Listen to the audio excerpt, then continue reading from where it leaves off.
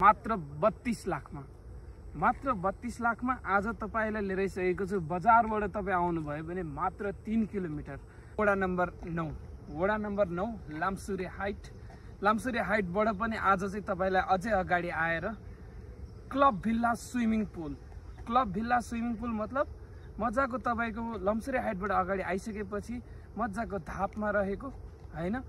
यता जानु भयो भने पदम पोखरी र यता जानु भयो भने मयूरधाप, नजिकै स्कुल कलेजेसहरु मजाले रहेको हैन। आज चाहिँ तपाईलाई त्रिभुवन राजमार्ग मेन हाइवेबाट ड्रोन शट सहित आज प्रपर्टीको लोकेसन ठ्याक्कै तपाईको प्लटिङमै परेको जग्गा हैन।